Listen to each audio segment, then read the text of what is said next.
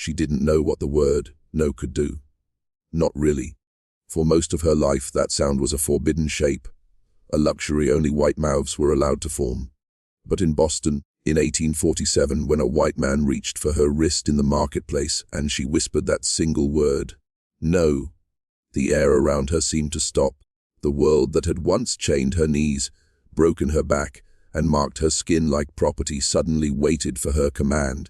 She had escaped the South only a few weeks earlier, through mud hunger and the trembling dark of Virginia woods. And now she was here, standing in a city where her voice no longer needed permission to exist. But that realization came too slowly. Her heart was still trained to bow, her breath still asking for mercy before it spoke. So when the man blinked in confusion, when his hand hovered between anger and disbelief, she froze. Her body still remembered the price of disobedience. Only after he turned away, muttering something about uppity Negro women, did she collapse behind a stall and let the tears spill, not from fear but from shock. Because for the first time in her life, the word no hadn't brought blood, it had brought freedom. But that was just the beginning, because freedom, she would soon learn, wasn't just about running away. It was about learning how to live when no one owns your skin anymore, and that was a different kind of terror entirely. Boston's streets smelled of salt, soot, and sermons. White men wore abolition on their collars like a badge, but their eyes still measured her. She could feel it. The same invisible scales from the South, disguised now as curiosity. They wanted to see how an escaped woman walked, how she breathed, how she carried the memory of her master's whip beneath her polite silence. And though she smiled when spoken to, every night she woke up gasping, certain that somewhere in the dark, someone still held her name on a bill of sale. She found work cleaning linens in the back room of a boarding house owned by a widow who liked to talk too much. The woman said her name was Mrs.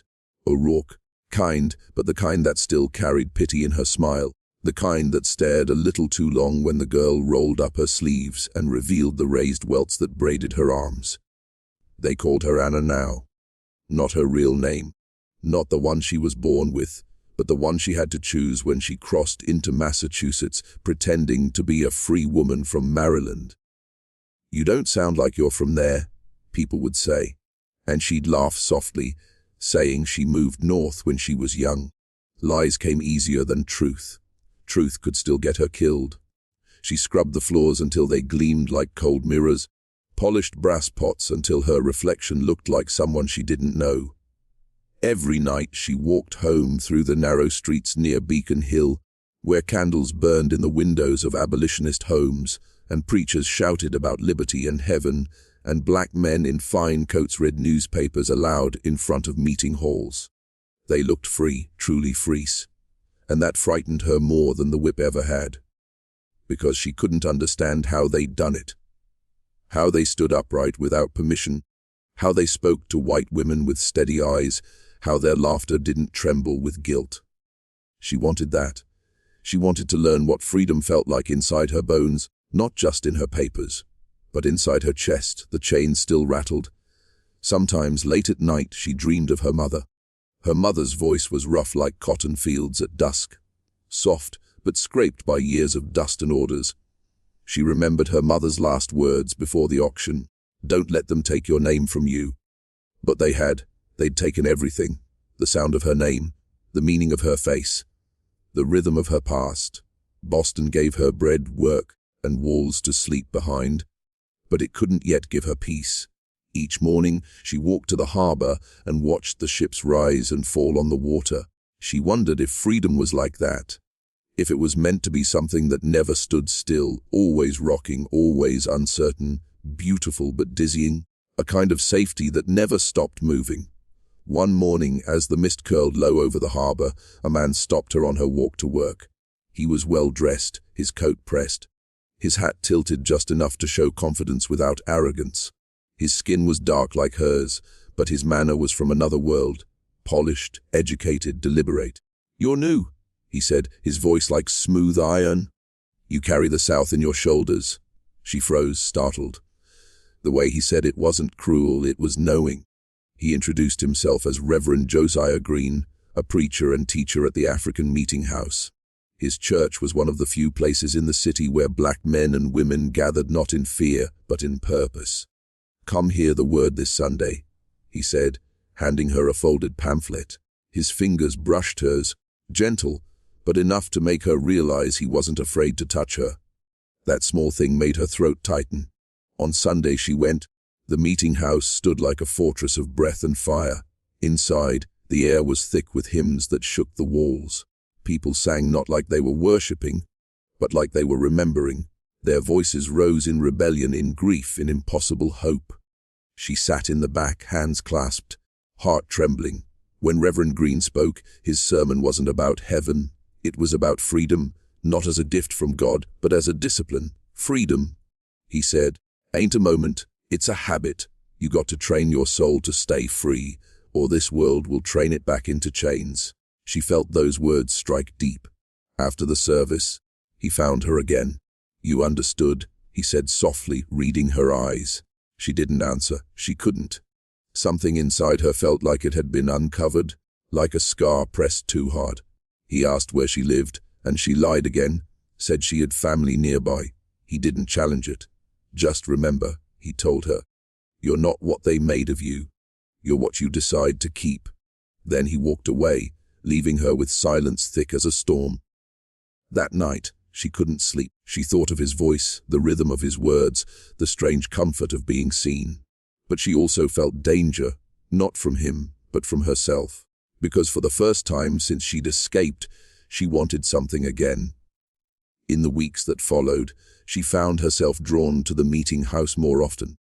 She told herself it was the singing that brought her there, the thunder of voices that made her forget, for a few holy minutes, what her body had endured. But it wasn't the hymns. It was him. Reverend Green spoke like a man who had looked at chains and laughed. He wasn't afraid to talk about what white Bostonians called the question of slavery. To him, it wasn't a question at all. It was a sin stitched into the skin of the nation, a sickness passed down through laws and pride and silence. He had been born free, educated in Philadelphia, and yet his sermons carried the fury of someone who had tasted the lash himself. She watched him move through the crowd after service, shaking hands, comforting widows, teaching children to read the scriptures. And sometimes, when his eyes met hers across the room, she felt her chest tighten with something she couldn't name. One night, after most had left, he asked her to stay and help tidy the benches. The church was quiet except for the echo of rain on the roof. He asked her name again. The truth almost slipped out, the one she had buried deep, the name she whispered to herself in dreams, but she stopped it on her tongue. "Anna," she said. He nodded, though she saw in his eyes that he knew it wasn't real. They worked in silence until the lamps burned low. Then he said quietly, "You've seen worse than most of us. You walk like a woman who expects punishment." She froze, gripping the broom handle. "Because punishment always comes," she whispered, "even when you do nothing wrong." He took a slow step closer, not to frighten her, but to meet her shadow. "Then let me tell you something," he said. "In this city, a black woman's no is sacred. You don't owe your fear to anyone anymore." She looked at him, really looked. No man had ever said something like that to her, not even in kindness. It felt too large to hold. For a moment she wanted to believe him. But belief, like freedom, was a dangerous thing. She nodded, gathered her things, and left into the night rain, her pulse carrying the echo of his words, over and over, "Your no is sacred." The next morning the city felt heavier, as if the cobblestones themselves had grown aware of her presence. She moved through the streets with cautious confidence, the rhythm of her steps deliberate, almost ceremonial. Each footfall was a quiet claim she belonged here, and no one could remove her. Boston had taught her how to be unseen in the crowd, yet every glance from a passerby reminded her that she was still a target, still a story unfinished. Her hands trembled slightly as she folded laundry in Mrs. Fletcher's shop, but her mind had hardened, sharpened like a blade. She replayed yesterday's sermon in her head, the rhythm of Green's voice threading through her thoughts. "Your no is sacred. Your no is sacred." She whispered it under her breath twice, letting the words settle inside her chest, a ritual locking her identity into steel. By mid-morning, Word arrived that Crane had been asking more questions. A clerk at the courthouse had spotted him again, moving among the record books, scrutinizing entries with the patience of a predator. Margaret felt a familiar cold squeeze in her stomach. Fear was a companion she could no longer pretend to ignore.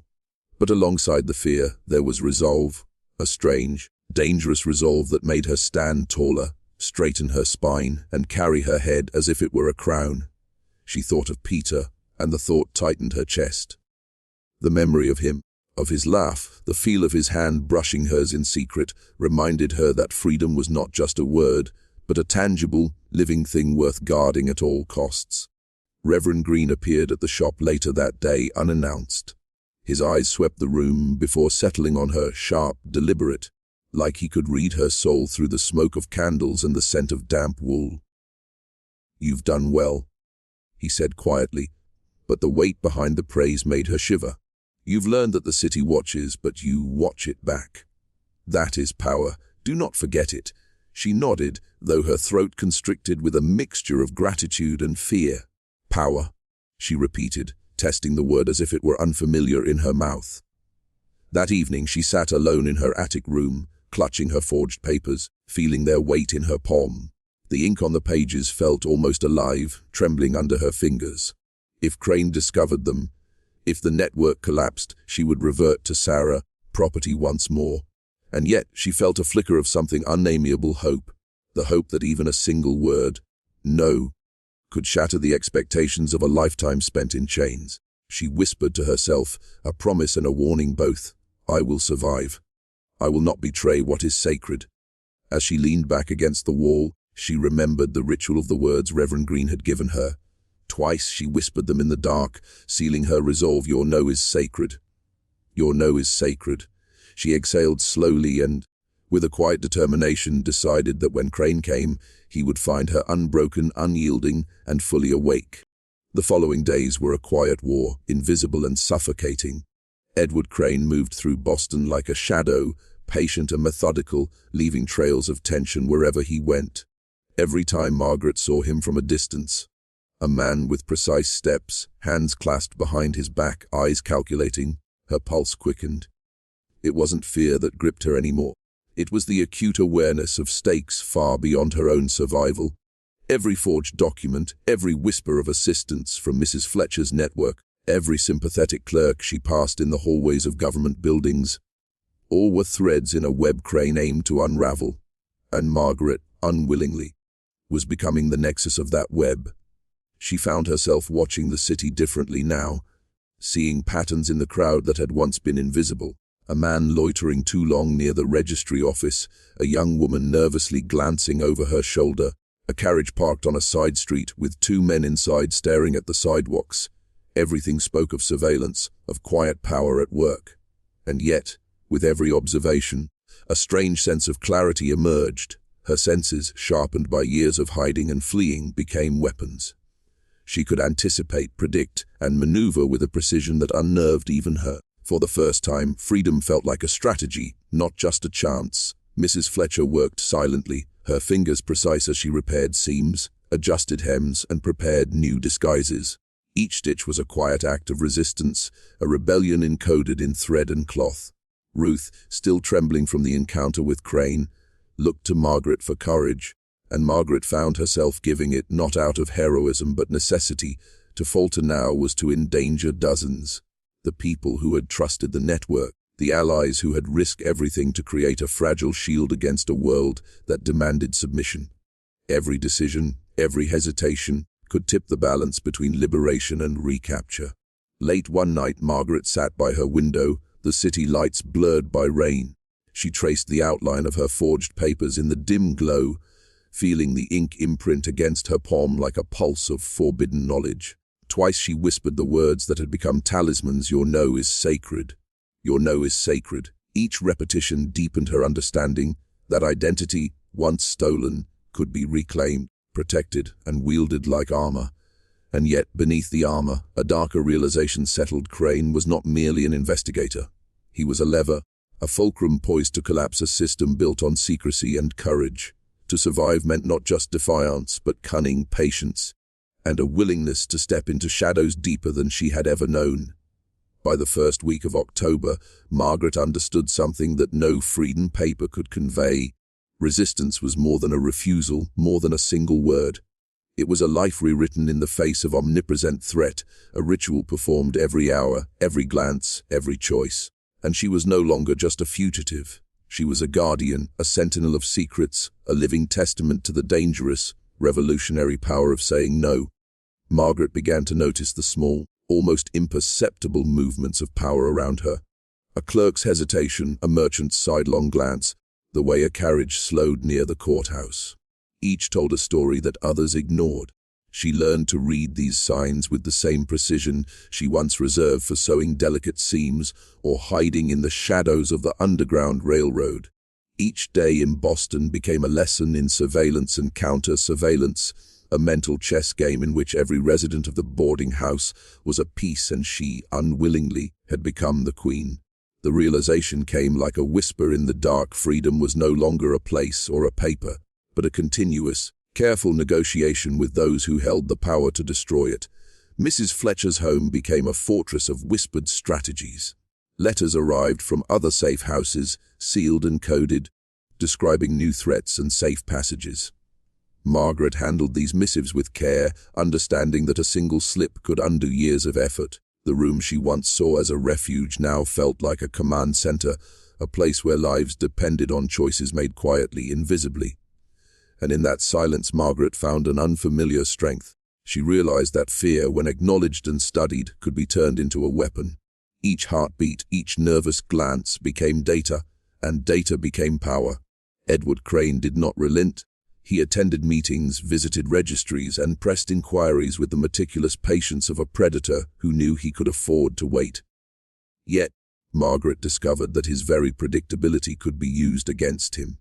By observing patterns in his behavior, by noting the hours he preferred and the routes he walked, she began to anticipate his moves.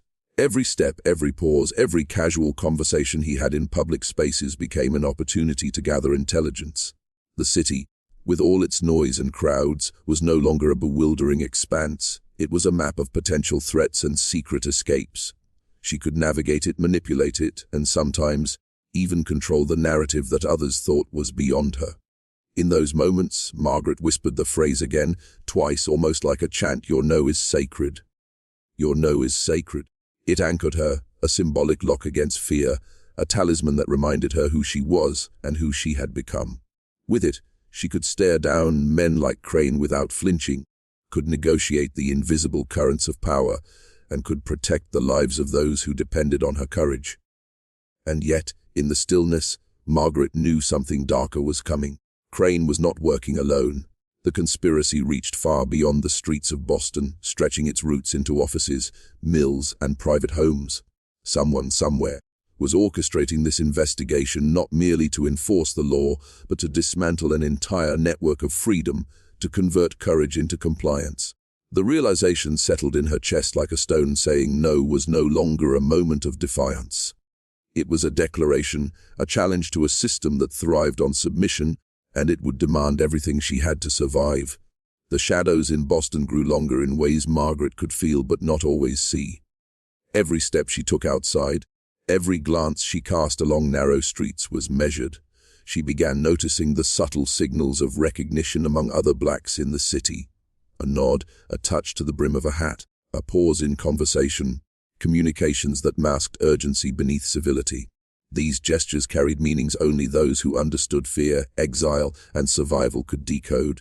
Margaret realized that the city itself had become a living organism of observation, a network she had to navigate with instinct sharpened to the point of danger. It was here that her mind, previously trained only for concealment and endurance, began to grasp the architecture of influence and power. Every man who walked past was not merely a stranger, but a node, a potential threat, a possible ally. Crane's presence lingered like smoke in her consciousness. He did not need to be physically present for Margaret to sense him. The city itself seemed to pulse with his intentions. Courthouse clerks shifted nervously when his name was mentioned, merchants muttered behind closed doors, and even some abolitionists' eyes carried caution tinged with fear. The danger was no longer distant. It was woven into the very air she breathed, and every breath reminded her that freedom could evaporate in a single accusation, a single misstep. Yet beneath that suffocating tension, a new kind of clarity emerged. She understood the system's mechanics in ways no outsider could. Laws, morality, economics, and fear all intertwined. A latticework of control that could be manipulated if one could endure long enough to perceive its patterns. Margaret found herself walking through this lattice with deliberate rhythm, testing boundaries, noting responses, mapping movements in her mind. She discovered that Crane's legal maneuvering was precise, methodical, predictable. If she could predict him, she could avoid him. And more than that, she could protect those whose names and lives would be compromised if even a single piece of information leaked. Her attention to detail became almost obsessive.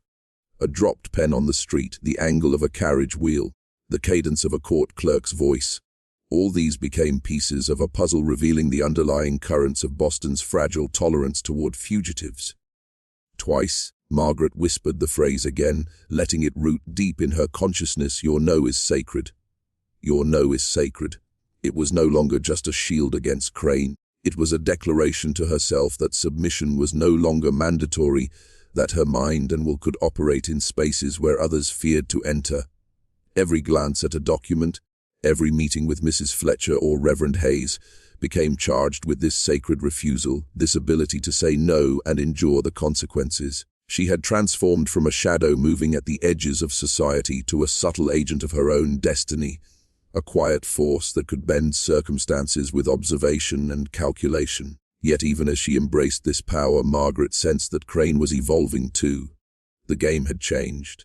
Her refusal had marked her not only as resistant but as pivotal, the linchpin in a larger struggle, a woman whose courage could unravel networks and, if misjudged, place every life she touched in peril. The night deepened around Beacon Hill, and Margaret, alone in her attic room, understood with chilling precision that survival now required something far beyond courage. It required mastery over the invisible forces she had spent a lifetime escaping. The morning arrived with a pale, filtered light that made the city feel suspended, as if Boston itself were holding its breath.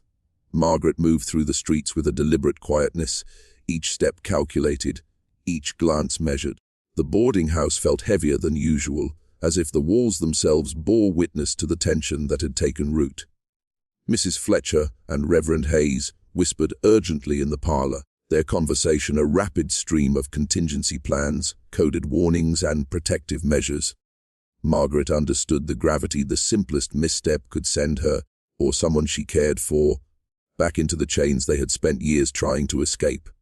Every letter she had ever written, every false paper that bore her new name, seemed suddenly weighty with lethal significance. Crane had not yet appeared, but Margaret felt him in the spaces between breaths, in the way merchants shifted uneasily when his name came up, in the silence that followed murmured rumors about document inspections. The city had become a labyrinth of eyes, a network she could sense but not always see. Every street, every alley was potential theater for observation. Margaret's awareness sharpened, not just of the physical world, but of the human patterns within it. She noted hesitation in greetings, the subtle pivot of a carriage driver's head, the fleeting glance of a clerk whose loyalty was bought in whispers of fear and coin. Every micro-movement became a language she could read, a code revealing alliances and intentions. The residents of the boarding house, sensing her alertness, looked to her with quiet hope. Margaret understood that her position had shifted. She was no longer merely a fugitive blending into the crowd. She had become a nexus, someone whose decisions could ripple outward and determine the fate of many. The responsibility weighed on her, but it was tempered with the fierce clarity of someone who had already learned what it meant to say no, to defy authority at the cost of safety. She began mapping contingencies in her mind, routes of escape, safe houses, alternative identities, signals for warning, every detail meticulously layered over her consciousness like threads in a tapestry. Twice again she whispered the ritual phrase, letting it resonate in her chest. Your no is sacred. Your no is sacred. It was no longer merely a mantra, it had become a lodestar guiding her decisions, reinforcing the boundaries of her mind and body. Every interaction with Mrs. Fletcher, with Reverend Hayes, every brief exchange with another fugitive or sympathetic stranger, became infused with the sacred power of refusal. Margaret understood that freedom was not a gift granted by law or benevolence, but a fragile, living construct maintained through vigilance, calculation, and courage. And yet, even as she honed her awareness and resolve, she could feel the shape of something larger forming around her. Crane's investigation was not simply about papers, it was about networks, influence, and the hidden arteries of power running through Boston. Margaret, who had once fled fields and plantations, now found herself navigating a web of human ambition, greed, and fear. Each step she took was both survival and strategy, a balancing act where one wrong move could undo everything she and countless others had fought to achieve. The danger was omnipresent, invisible yet unmistakable, and she had learned to welcome it as the clarifying force it had become. Subscribers, comment your location below if you feel the gravity of this truth alongside Margaret, for this story is no longer just history. It is a mirror of the forces that shape our very perception of freedom. By mid-afternoon, the boarding house had transformed into a hive of quiet tension. Every creak of the stairs, every knock at the door, sent Margaret's heart into an immediate, frantic rhythm. News traveled in whispers and coded phrases. No one dared speak openly of Edward Crane's movements, but every glance, every half-spoken word, conveyed the severity of the threat.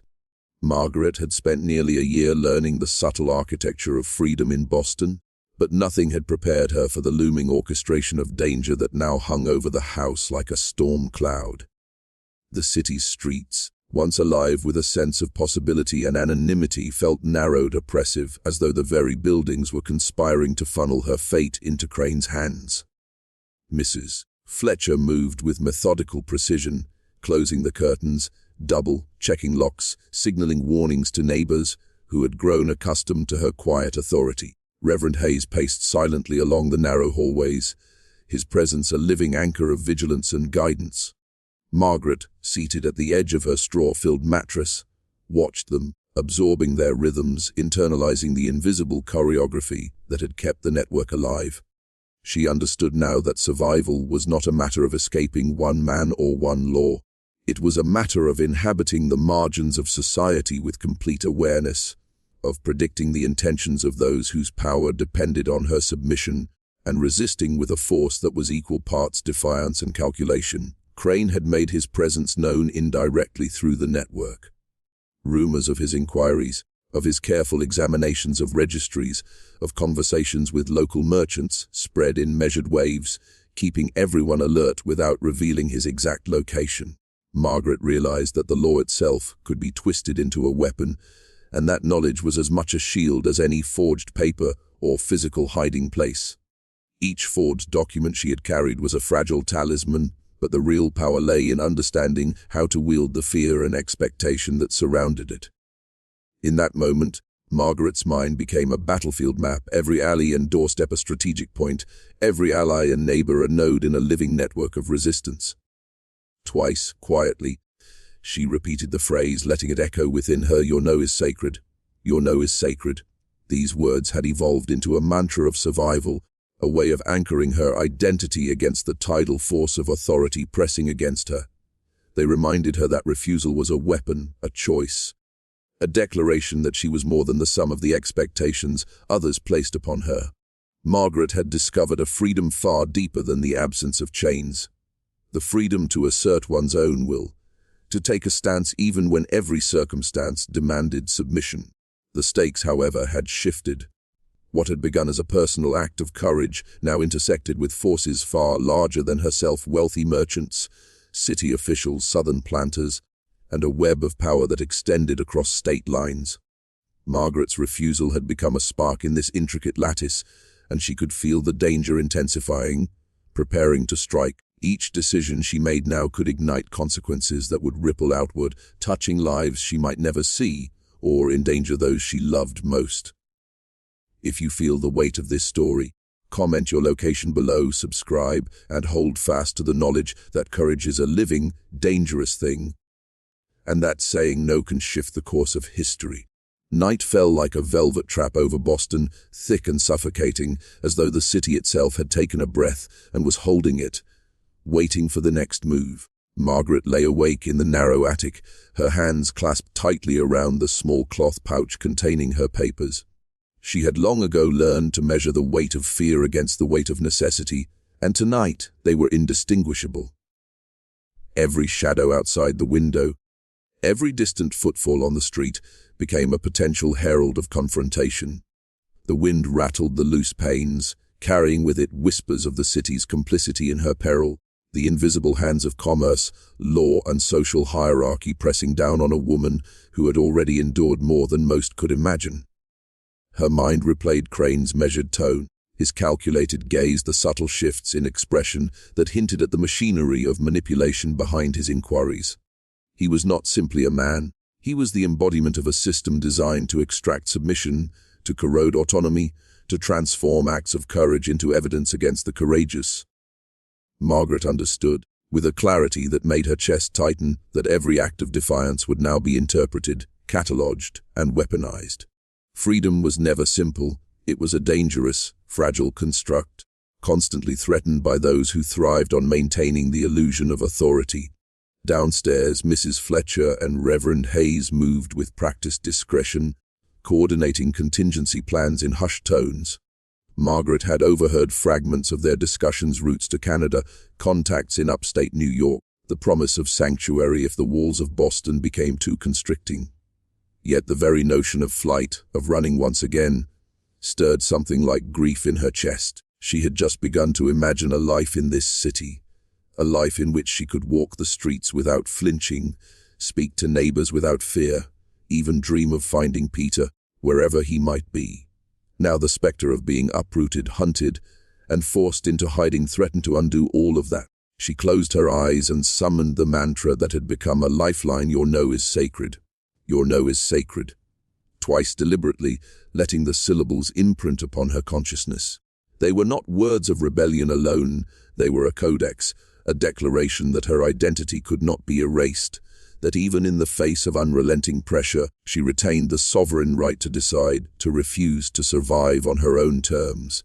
The realization was terrifying and exhilarating at once. The refusal she had voiced in Crane's presence was no longer just an act. It had become a fulcrum, a pivot point around which entire networks of protection, betrayal, and consequence revolved. Margaret's gaze drifted to the small mirror in the corner of her room.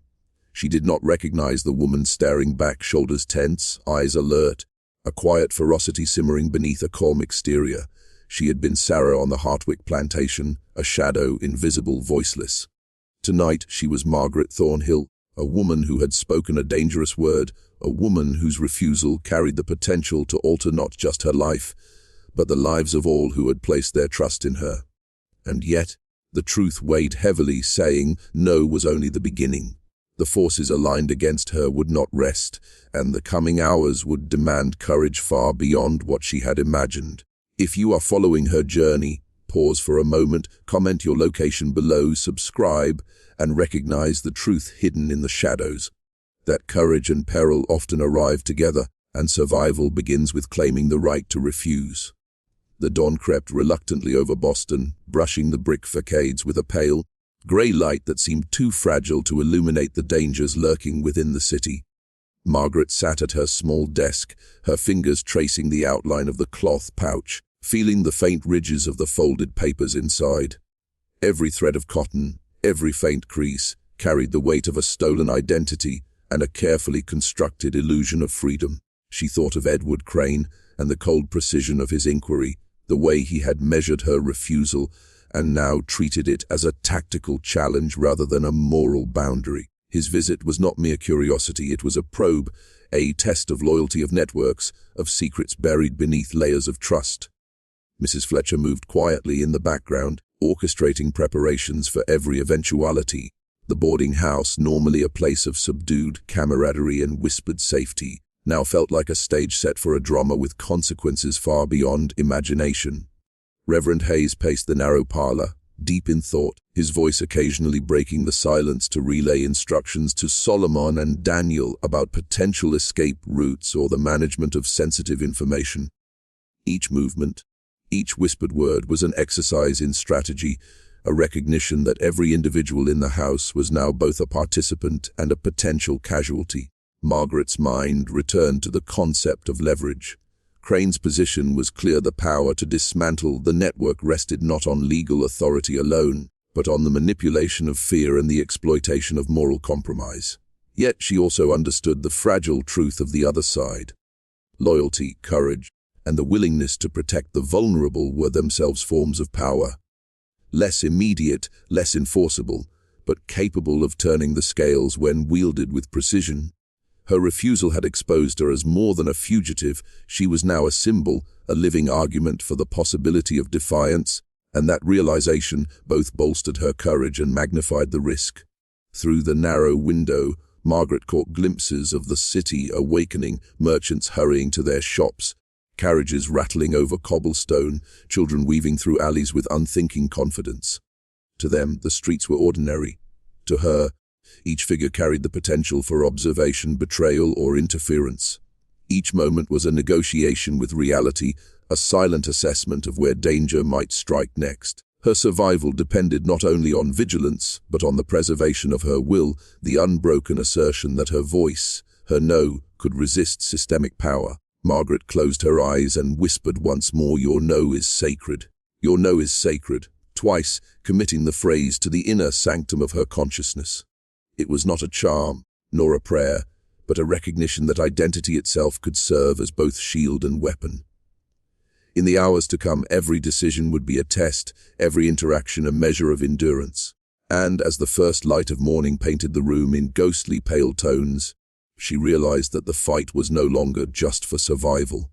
It was for the preservation of human dignity in the face of a machinery built to strip it away. The city outside remained indifferent, but within the walls of the boarding house, a new current had begun to flow, one charged with tension, strategy, and the unyielding force of a single refusal. Pause, reflect, comment your location below, subscribe, and understand the shadow of defiance is both a burden and a revelation, and Margaret's journey has only just begun. The day wore on like a slow, suffocating breath. Margaret moved through the boarding house with careful precision, each action measured, deliberate, a silent ritual of survival. She mended shirts and patched skirts, her hands steady even as her mind raced, calculating, anticipating, imagining Edward Crane's next move. Every knock at the door, every footstep on the stairs sent a shiver through her spine. She was no longer merely a resident, she was a guardian of secrets, a sentinel of lives that depended on her restraint. Her no had shifted the landscape of power, and with that shift came a weight that settled like a stone in her chest. Reverend Hayes convened a meeting in the small parlor at mid-afternoon. The other residents gathered in hushed tones, aware that even the walls could betray them. Solomon, Ruth, Daniel, and Esther formed a circle, their faces taut with anxiety and determination. Margaret stood in the corner observing, absorbing. Hayes's voice, low but commanding, wove a strategy of contingency and discretion. Every potential scenario was dissected: if Crane returned, if the authorities sought warrants, if the newspapers reported the affair, if trust fractured among their allies. There was no room for hesitation, no margin for error. Each word was calculated to preserve life, liberty, and the fragile thread of hope that connected them all. Margaret's gaze drifted to the narrow stairwell, imagining Crane's tall frame ascending it with quiet menace. She considered the ripple effect of a single refusal. Her refusal, a domino line that could reach into the homes of sympathetic merchants, the offices of clerks, even the chambers of politicians. To protect those above her meant navigating a labyrinth of loyalty and deception. Every forged document, every whispered name, every act of kindness from a stranger in the shadows was now potential ammunition.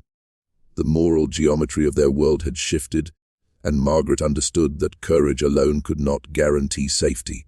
She had to think, anticipate, manipulate the currents of suspicion without surrendering the essence of herself. In her mind, Margaret rehearsed the words she might speak, the expressions she might wear, the pauses and inflections that could buy a few precious seconds of leverage. She could not show fear, but she also could not show recklessness. Each interaction had become a psychological battlefield. She noted patterns in the footsteps of the other residents, the way the wind rattled the windows, the subtle cues in Mrs. Fletcher's sharp glances. All of it mattered. All of it was part of a network of observation, calculation, and survival. Twice she whispered again, "Your no is sacred. Your no is sacred." The words became armor, a mantra, a binding of identity to Defiance. Even as the shadows lengthened across the floorboards, the city outside remained oblivious to the storm of secrets within the boarding house. Margaret realized that the fight was no longer confined to the room, the house, or even Boston. It was a challenge against every system that had sought to make her invisible, a declaration that the human spirit could resist, endure, and transform in the face of overwhelming power. Evening settled over the city like a velvet shroud, heavy with the scent of coal, smoke, and the distant tang of the harbor. Margaret moved through the boarding house quietly, her fingers brushing against the fabric of dresses she mended, each stitch a small act of defiance, each motion a reminder that her body was no longer property but a vessel of choice. The weight of her decision to say no had shifted the room, altered the air, and now she carried the responsibility of that defiance with a solemn intensity. She understood fully that her refusal was not just a personal victory, it had become a catalyst, a spark that could ignite the fragile equilibrium of freedom for everyone sheltered in Mrs. Fletcher's home. The other residents observed her with a mix of awe and fear. Ruth, barely more than a girl, clung to the remnants of hope that Margaret's courage inspired. Solomon paced near the fireplace, a low rumble of unease in his chest.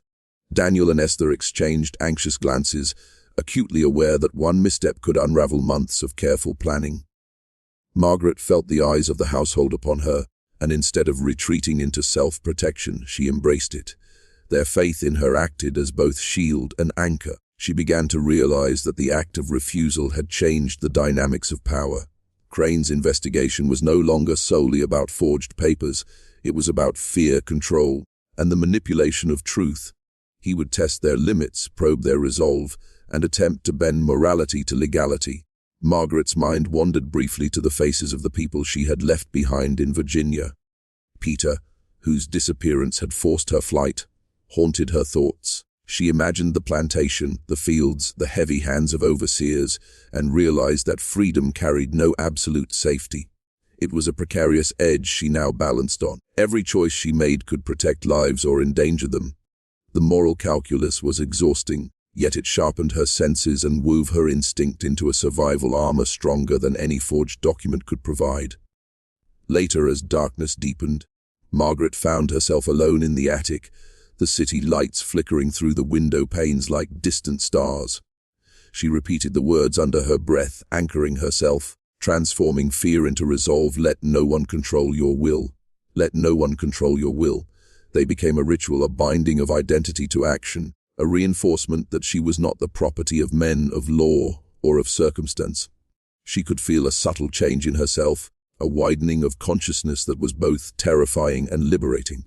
The city outside remained indifferent, yet within these walls, history was being shaped by the courage of one woman who dared to claim her right to refuse. By midnight, the house was silent except for the creak of floorboards and the occasional rustle of wind. Margaret lay on her straw-filled mattress, staring at the ceiling, pondering the delicate architecture of secrecy she now inhabited. Every decision would carry consequences, every word could be weaponized. But for the first time in decades, she felt the faint thrill of ownership, not just over her body, but over her destiny. The path forward would be treacherous, but she now understood one absolute truth. Freedom demanded vigilance, strategy, and a voice that refused to be silenced. The next morning arrived like a quiet storm, pale light filtering through the attic window and casting long shadows across Margaret's modest room. She dressed slowly, each movement deliberate, aware that every step carried weight beyond her own life. Below, the boarding house was already stirring, soft murmurs, the scrape of chairs, the faint clatter of a kettle. Margaret descended the stairs with her usual caution, yet there was a new steadiness in her posture, a silent declaration that she no longer existed as someone to be commanded or subdued. Mrs. Fletcher met her at the bottom, eyes grave but resolute. Today the danger was more immediate. The threat had shifted from abstract fear to imminent confrontation. Outside the door, the city of Boston hummed as if oblivious to the quiet violence of control being enacted within its streets. Margaret understood that the network she was part of, a web of trust, courage, and deception, was now under scrutiny that could collapse it entirely. Crane's influence extended invisibly through bureaucratic channels, through the gossiping halls of commerce, through judges and clerks who could wield law like a sword. And yet, Margaret felt an emerging clarity. The truth was hers to protect, the lives entrusted to her vigilance, and the moral compass of her conscience unyielding. As she worked alongside the other residents, mending garments and preparing for the day, she repeated the ritual silently, anchoring herself in the identity she had claimed. I refuse to be property. I refuse to be property, twice deliberately, letting the words echo like a drumbeat against the cage of fear. The act of repetition became a meditation, a quiet rebellion that strengthened her resolve. Each stitch, each measured cut of fabric, became a symbol of survival, a thread weaving defiance into the fabric of daily life. She could feel the transformation not just in herself, but in the subtle deference of those around her. They looked to her, not only for guidance but for reassurance, as if her courage could shield them, momentarily, from the ever-looming shadow of oppression. And then the letter arrived. A simple envelope slipped under the door unmarked, bearing only the seal of Crane's distant office. Margaret's pulse accelerated as she tore it open, reading with deliberate care. The words inside were cold, precise, and full of implication. Your refusal has been noted. Continue in your defiance and others will suffer. Compliance will protect them. Consider your next move carefully. The thin paper carried more weight than any chain she had ever worn. Margaret felt the invisible pressure of authority tighten around her chest. Yet, the moment of terror also clarified her purpose. Submission had been the language of her past. Defiance was the dialect of her future. Margaret turned to the others, their eyes wide, the room heavy with unspoken tension. "We will not betray anyone," she said firmly, her voice calm but carrying an authority that left no room for doubt. "We survive together, or we all fall." The words rippled through the room like a wave, solidifying an unspoken pact. And in that moment, she understood the true power of refusal. It was not merely saying no to one man, but standing as a guardian of conscience, a protector of possibility, a living testament that courage could ripple outward and alter the course of lives yet unborn. Before we continue, take a moment to honor this choice. Leave a comment with your city or state, and if you feel it, repeat silently twice, "I refuse to be property. I refuse to be property." Let it sink, let it bind you to the story, to the truth. And now, we move forward into the deeper shadows Margaret will navigate, where fear and courage entwine in ways that will redefine freedom itself. The hours that followed were a tense ballet of anticipation and quiet preparation. Margaret moved through the boarding house with deliberate calm. Yet her senses were acutely alert to every sound. The soft footfalls of visitors on the street below, the distant ringing of church bells marking the passing of time, the faint scrape of a chair in the parlor as Mrs. Fletcher and Reverend Hayes met in hushed discussion. Each ordinary noise became a signal, a warning, a potential harbinger of danger. Margaret had learned to read the world through shadows and echoes, and today, every shadow seemed to pulse with unseen intent. The letter from Crane had illuminated the true stakes. This was no longer just an inquiry into forged papers. It was a test of loyalty, of courage, of the unspoken ethics that bound them together, and failure could mean the unraveling of everything they had built. Margaret sat by the window, watching the streets below, feeling the rhythm of the city as if it were a living pulse that she could tap into. The people passing by were oblivious, yet each figure represented potential threat or fleeting safety. She reflected on the transformation inside herself since arriving in Boston, from a trembling fugitive hiding in dark crawl spaces to a woman whose refusal could influence the fate of dozens. Each heartbeat reminded her that freedom was not merely a state of law. It was a state of mind, a defiance that must be nurtured, protected, and projected outward to guard those who could not yet speak for themselves. By late afternoon, Crane's presence became more than an idea. It was a palpable force. His movements were calculated, precise, and everywhere. Margaret knew he had informants. She understood the invisible threads connecting Boston's elite to his relentless pursuit. And yet, in that knowledge, a strange clarity emerged. Fear could no longer dictate her choices. Every letter, every document, every whispered instruction from Mrs. Fletcher or Reverend Hayes was a tool, a shield, a weapon. Margaret began cataloging each piece of information, each potential scenario, each subtle shift in Crane's strategy. She saw the outline of the trap, and she understood that survival depended on mastering it without betraying the trust that had been placed in her. The evening brought its own shadows. A knock echoed at the front door, deliberate, measured. Margaret felt the familiar tightening in her chest, but her voice remained steady as she spoke to Mrs. Fletcher. "It's him, isn't it?" Mrs. Fletcher nodded grimly. "Yes, and we will face him as we must, together." Margaret inhaled deeply, anchoring herself with the mantra she had repeated twice that morning: "I refuse to be property. I refuse to be property." Letting it vibrate within her, she felt the subtle shift. Fear was still present, but it no longer controlled her. When Crane finally entered the boarding house that evening, Margaret met him in the parlor, standing taller than she had ever stood in her life. He observed her, his eyes sharp, calculating, measuring. But Margaret no longer flinched. This confrontation would not be about immediate submission, it would be about endurance, presence, and moral clarity. In that space, she understood that her refusal had become a shield, not just for herself, but for everyone who depended on her courage. Crane's eyes lingered on Margaret as he entered the parlor, and for a moment, the room felt suspended in a suspended tension, like a pendulum caught mid-swing. Every detail of her surroundings, the threadbare carpet, the flickering lamplight, the small collection of books on the shelf, seemed to pulse with significance, as though the boarding house itself held its breath, aware of the precarious moment. Margaret's heart beat steadily, though the rhythm was intense, a drum of defiance that matched the weight of the choice before her. Crane moved with deliberate steps, each one a measured threat, and spoke in his calm, controlled tone. "Miss Thornhill, I trust you understand the gravity of my request. The papers. Will you show them to me, or do you refuse?" His question was simple in words, but layered with a complex, dangerous power. Every fiber of Margaret's body recoiled at the thought of submission, and yet the stakes pressed upon her. The freedom of many, not just herself, depended on her response. Margaret drew in a slow breath, feeling the full weight of her history pressing against her chest. The long years of servitude, the countless lessons in survival, the memory of Peter lost to the auction block. The 9 days hidden beneath the Quaker kitchen floor, the 4 days trapped in the dark hold of the fishing vessel, and the months of fear and hope spent in Boston. Each memory coalesced into a single, undeniable truth: she had survived, she had endured, and she would not yield now. Her voice, when it emerged, trembled slightly, but carried the authority of unbroken will. "No, you will not see them."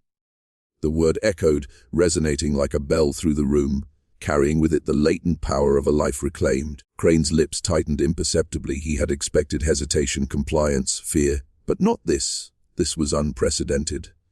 For several long seconds, neither spoke. The lamplight cast shifting shadows across Crane's face, revealing nothing, yet conveying a subtle flicker of recognition.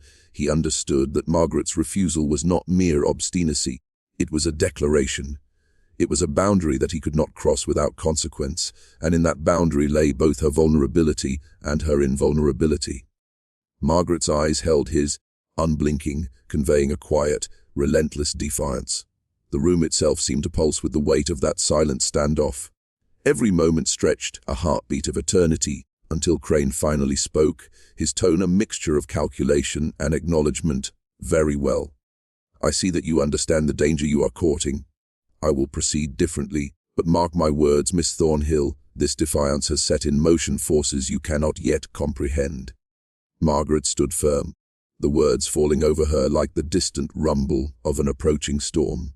She felt the subtle shift in power, not her fear, but her refusal now defined the parameters of their interaction. She understood with crystal clarity that this moment was no longer just about forged papers or her personal safety. It was about control, agency, and the preservation of an entire network of fugitives and their protectors. After a long pause, Crane turned, his footsteps measured, deliberate, as he exited the boarding house. Margaret felt a tremor run through her body, part adrenaline, part relief. She repeated her ritual silently, embedding the truth in herself. I refuse to be property. I refuse to be property.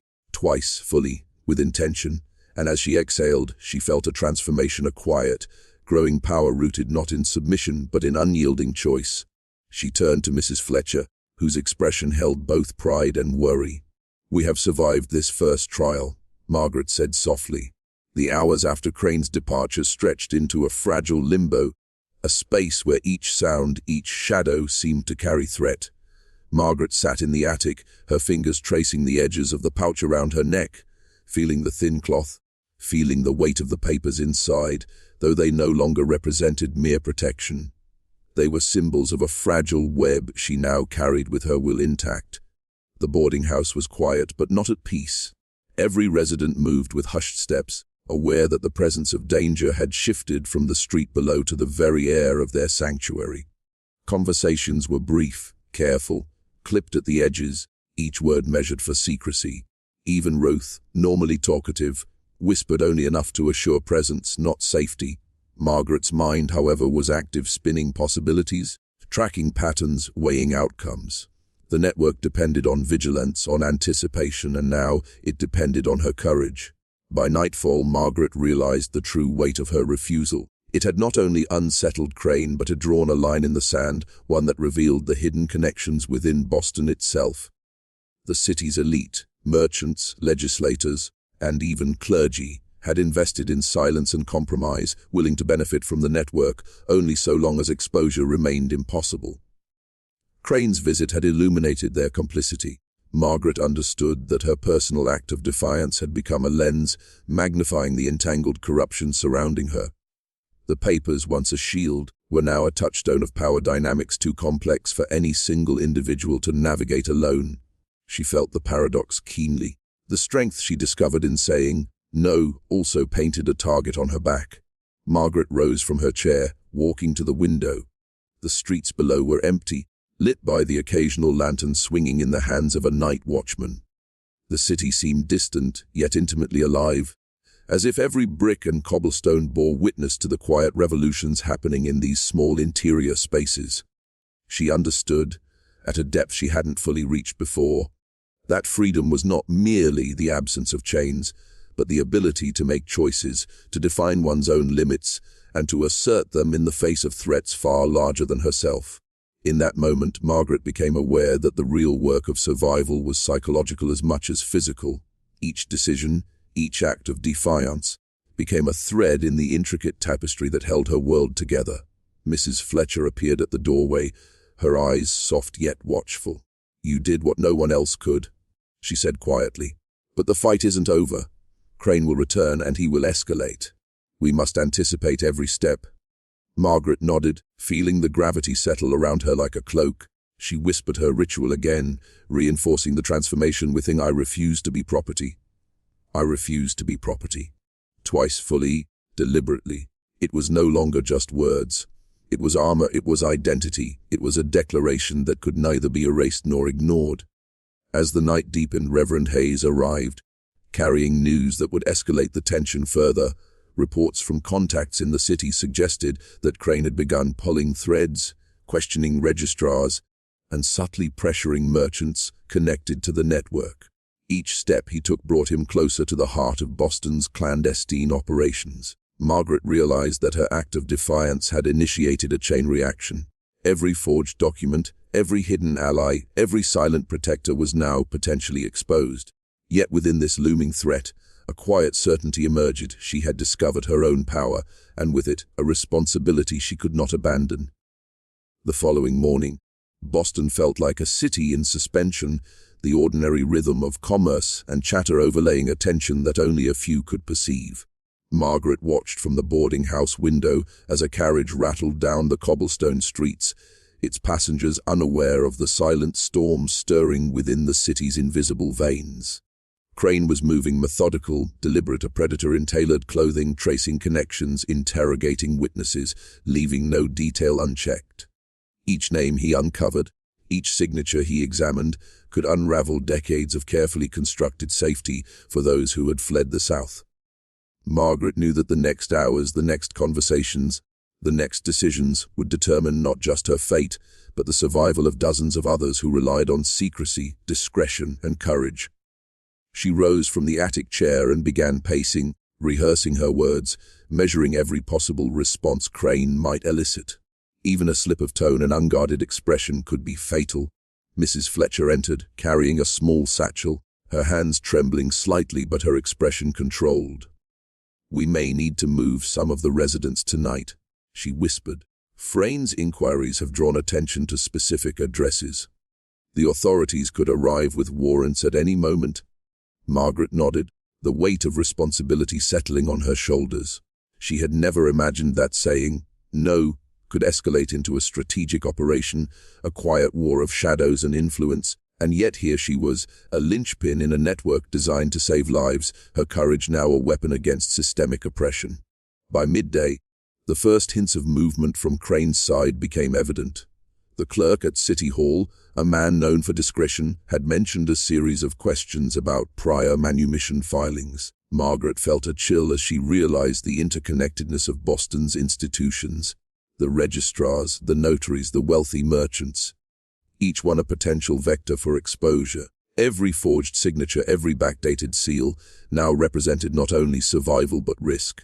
To protect the network they would need precise timing, complete secrecy, and unwavering trust. Margaret understood that fear could paralyze, but courage, even measured, strategic courage, could steer them through. As dusk approached, Mrs. Fletcher gathered the residents in the parlor, the room thick with quiet urgency. "Tonight," she said, "we will enact contingencies. Some of you will be relocated to temporary safe houses outside the city. Others will remain blending with the ordinary flow of life. Margaret, you will accompany Ruth and Esther to the carriage. Follow instructions, trust your instincts, and remember, the network depends on discretion, on loyalty, and on the knowledge that freedom is never given freely." Margaret felt the pulse of determination quicken within her chest. She whispered her identity-locking phrase again, twice, a ritual of assertion and protection. "I refuse to be property. I refuse to be property." It was more than words, it was a shield, a contract with herself, a declaration that she would not be forced back into invisibility or subjugation. As night fell, cloaking Boston in shadow, the boarding house emptied in a quiet, deliberate choreography. Carriages moved silently, lanterns cast muted glows on the cobblestones, and Margaret felt the weight of every life depending on their success. Crane, relentless and unaware of the precautions, continued to tighten the net. But Margaret understood finally that power did not belong solely to the wealthy, the legal, the armed. It could emerge from refusal, from courage, from the will to define one's own fate. Each step she took into the night was not just movement, but affirmation. She had chosen autonomy, and in that choice a quiet revolution began to ripple through Boston's hidden corridors of influence. The night air clung to Margaret like a second skin as she, Ruth and Esther moved through narrow alleyways, lanterns swaying gently in the hands of trusted guides. Every footstep echoed the fragile heartbeat of a freedom that had been bought with fear, sweat, and countless whispered prayers. The city itself seemed complicit in hiding them. Shadows stretching long against brick walls, chimneys silhouetted against the faint glow of the moon. Margaret understood, with a clarity that came only in moments of imminent danger, that what had begun as a refusal, one small shattering word, had become an instrument that could topple or protect an entire clandestine network. She whispered her ritual once more, twice. "I refuse to be property. I refuse to be property." Each repetition sealed the truth within her, an affirmation of identity, a talisman against those who would deny her existence. She felt the subtle shift in herself, as though the woman who had once flinched at every command, who had bent and bowed for survival, was gone. The carriage rolled quietly out of the city, carrying them towards safe houses in the northern outskirts. The landscape shifted from crowded streets to darkened fields, open air and stars overhead. Margaret allowed herself a moment to breathe, to feel the freedom in movement that had once been denied. But freedom was never without cost, and the knowledge of Crane's persistence gnawed at her mind. Every forged paper, every hidden ally, every carefully guarded route was a thread in a vast tapestry, now under scrutiny. One misstep, one breach of trust, and the entire network could collapse. And yet, she also realized something profound. Our courage, once exercised, has a momentum all its own. Her refusal had been more than defiance. It had become a catalyst, a force that could not easily be contained. By dawn, they arrived at a safe house, a modest home in the shadow of towering elms, its windows shuttered and unassuming. Inside, the residents exchanged quiet nods, a silent acknowledgement of the lives intertwined in secrecy and peril. Margaret felt a profound weight settle on her shoulders, the responsibility of knowledge, of survival, of legacy. The network depended not on heroism alone, but on vigilance, discipline, and the courage to say no when the world demanded submission. She could feel the pulse of history vibrating beneath her skin, the hidden truths of Boston streets, its courts, its wealthy merchants, now intertwined with her own journey from submission to agency. And as the first light of morning filtered through the shuttered windows, Margaret understood fully. Freedom is not a state granted by law, nor a promise written on paper. It is an act, a choice, a refusal to yield, a declaration that one's life and identity belong to oneself. She looked at Ruth and Esther, at the quiet determination mirrored in their faces, and she whispered almost to herself, "We are here. We are free, and we will not be erased." If you are listening now, feel the weight of her courage within yourself. Subscribe, share your location, and become part of this living history, because these truths, once whispered, now revealed, are not just stories. They are the pulse of defiance, the heartbeat of resistance, and a mirror reflecting the power of one word, one choice, one act of refusal that can ripple through generations. The shadows may be long, the danger persistent, but identity, once claimed, is indestructible. And Margaret Thornnehill's no, her revolution, lives on in every act of courage that defies the forces determined to deny it.